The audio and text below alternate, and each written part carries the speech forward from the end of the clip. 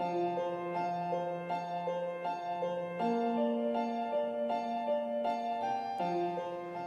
guys, my name is Grim. Thanks for joining me, and happy Mid-Year Mayhem. Unless it's not Mid-Year Mayhem anymore. But Mid-Year Mayhem has inspired me to share my group build with you, because I have been running in slightly larger groups of between 4 and 8 instead of my normal solo to 4-man groups. So what's different between group and solo play? There are a couple of things. The primary one, I think, is defense. When I'm setting up a build, I'll think about what type of fights I want to be pulling. And in groups of between 4 and 8, we like to pull big fights. So my group of 4 to 8 will try and pull around 20 people if possible. Honestly, we're going to try and pull the biggest fight possible that we think we can win.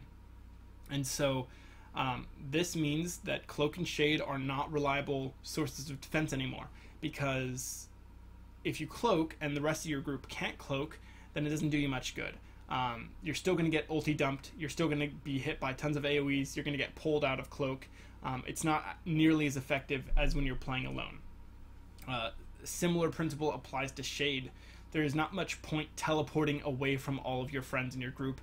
When you're fighting that many people, you're going to get singled out and you're going to get locked down and killed. You want to be with your group so that you can time damage, that you can call out targets, you can cross heal.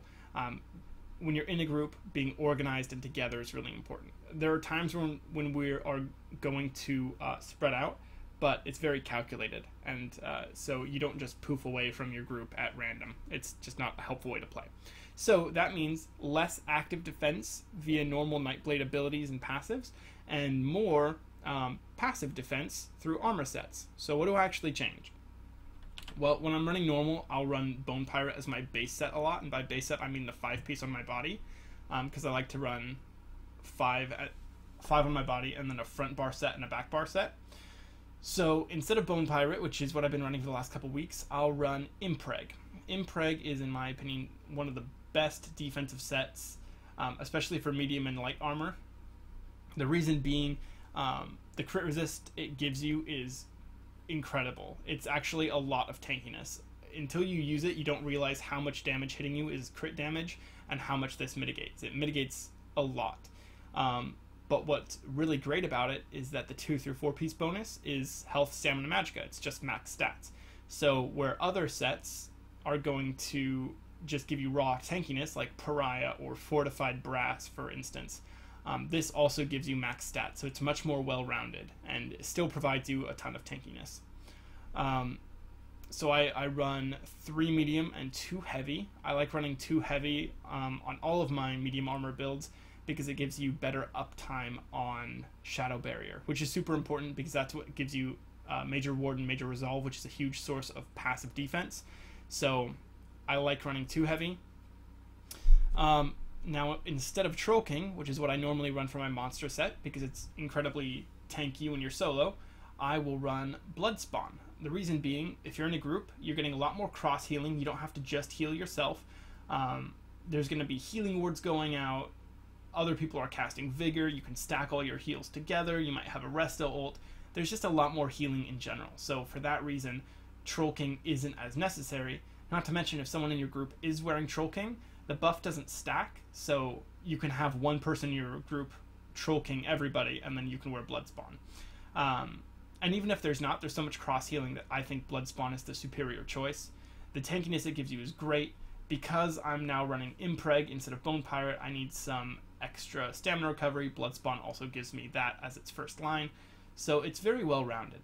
And then the ulti-gen it gives you is very strong, and I'll go more into that later. For my front bar set, I really like Spriggans. Always have. It's an excellent damage set, very well-rounded, very robust, buffs everything in your combo. And what's great about having it as a front bar set is that the 2 and 3 piece bonus are max stam, which means that it's all front loaded. So if you have 3 jewelry of Spriggans, which is what I do, when you swap bars, you don't lose any max stamina. You lose weapon damage and pen, but you don't need pen on your back bar if you're using it as a buff bar like me. The damage would be nice, but it's not a big deal. The stam would really suck to lose, because when you swap bars and lose max stamina, you have to recover it when you move back to your front bar. So it's basically like not having the benefits of it.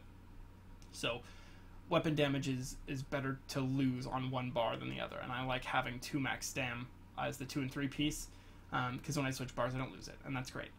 So on that, I run a Nirnhoned 2H. I normally run double dot poisons. I'm out of them right now, and so disease damage is what I do when I don't have poisons. I'm running 1 Swift. Really love Swift. It's just free Minor Expedition essentially, but you can still get Minor Expedition because Swift is not a named buff. So that's really great. Love that. And I run 1 Stamina Recovery Glyph on my jewelry. And then I've got 1 robust weapon damage and 1 infused weapon damage. You just get a little bit more damage. If you don't need the stamina from robust, infused weapon damage is going to do more damage than robust would, but it's really preference. If you feel like you really need that max stamina, you can do that, and that's not a big deal. On the back bar, I use the Master Bow. The Master Bow is really great. It buffs my damage by, what, like 700? 450 for 5 seconds from the infused weapon damage proc, and then 300 against anyone that Poison Injection is ticking on. And Poison Injection lasts 10 seconds, so it's a pretty long buff, and allows you to get several combos out before you have to reset it. And Poison Injection is a powerful skill on its own, and having the Master Bow buff your damage while Poison Injection is ticking is really, really nice and relaxing. So there are a few things that I change on my skill bar as well when I'm running in groups. And this is where Bloodspawn comes in handy, because the first thing I change is I switch out Incap for Dawnbreaker of Smiting. Now, I know it kind of sounds crazy, but I actually think the Dawnbreaker of Smiting is more powerful than Incap in a variety of ways. Now, obviously, Incap is really great, single target, but Dawnbreaker is undeniable. It does a ton of damage, it's AoE, you can hit multiple people with it, it stuns everyone it hits, and it passively buffs all the damage on your bar, and it has an additional dot attached to it. So it's really strong. And I really like it a lot. So the only problem with it is that it costs a lot more, but because we have so much ultimate regen from Bloodspawn, I can afford to run this and still have Dawnbreakers drop all the time. So I really like having Dawnbreaker of Smiting when I'm running in groups. It makes it really easy to time your ults and ult bomb people. You know, if you have a DK, he'll do a leap, and you can drop a Dawnbreaker, and you know, maybe several other stamina classes are dropping Dawnbreakers, and it's a very effective way to stack damage on a variety of people. You don't have to worry about who you're targeting, you just throw it down, it hits everybody, and it's very strong. On my back bar, because we don't need a Shade Poof anymore, because using it is almost counterproductive since it pulls you away from your group, I use Leeching Strikes instead. Since I don't have Troll King anymore, the heal from Leeching Strikes is actually really helpful and very noticeable.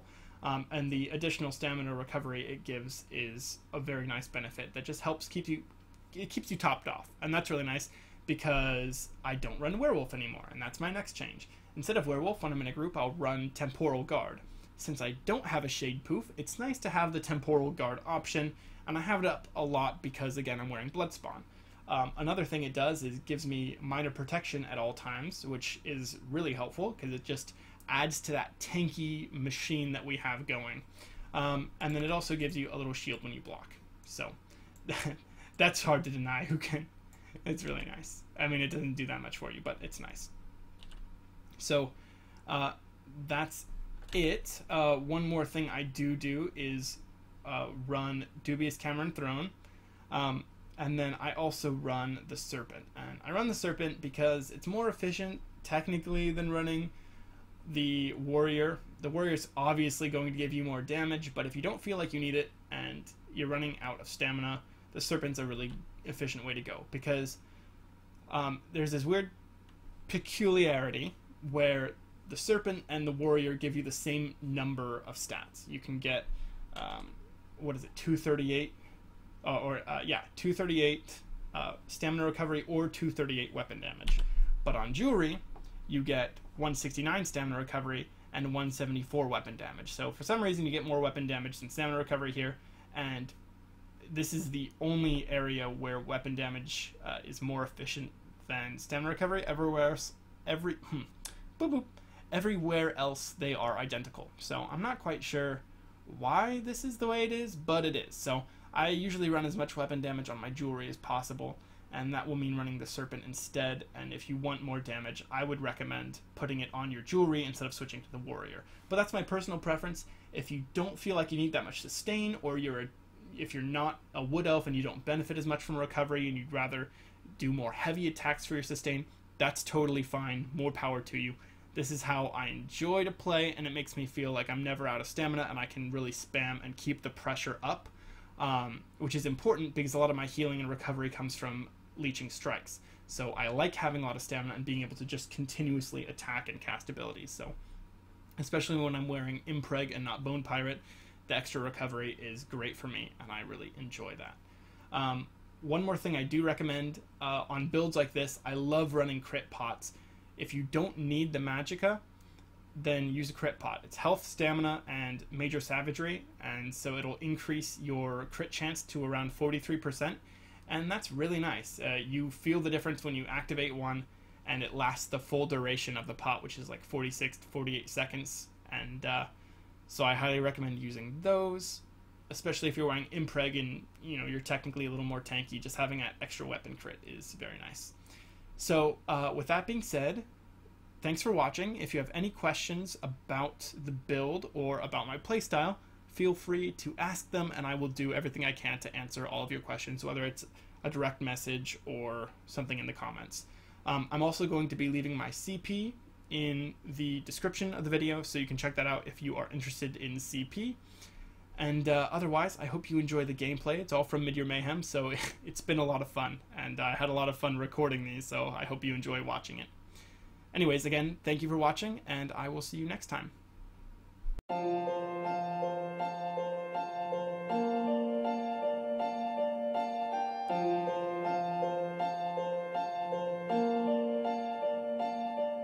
I don't think I've been this nervous with the cold drink in my 2 hands, saying no thanks. Like any way it goes, cause I know things they shouldn't have told me. Now I'm thinking what for? Hanging by a sentence at the drugstore, barely even steady out the front door. Hate my own shit, but I love yours. Fuck, I really love yours. 7 in the afternoon, half asleep, count the cars. All I think about is you constantly. That's the hard part. Static on the line, I hear it all the time, but I'm quiet when you make me fade. Feel it coming back, watch it turn to black, but I'm brighter when you make me fade. You make me fade. You make me fade. You make me brighter when you make me fade. You make me fade. You make me fade. You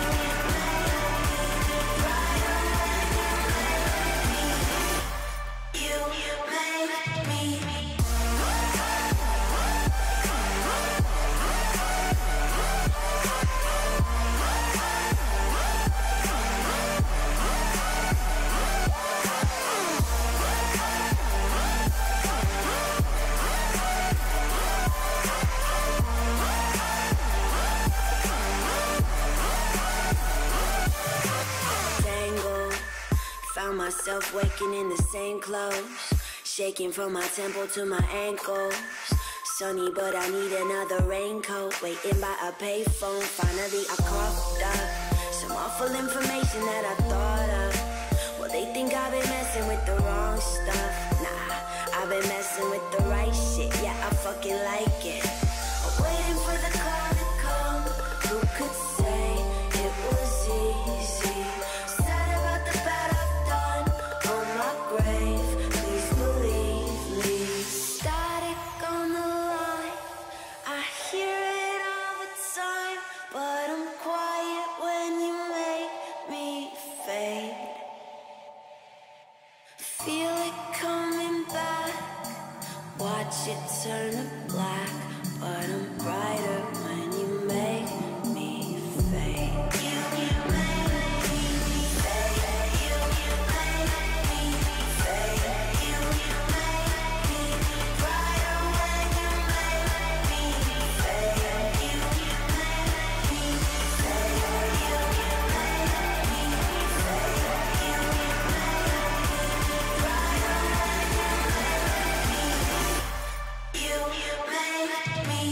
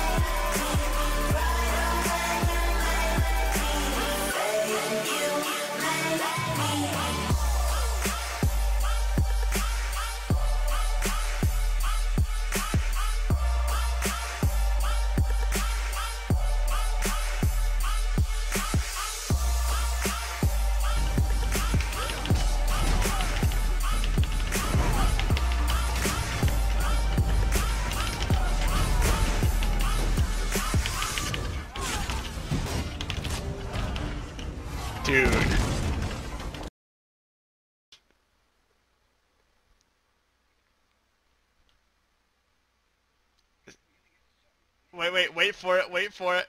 Then roll dodge away. Wait for it. Okay, don't. Attack, attack.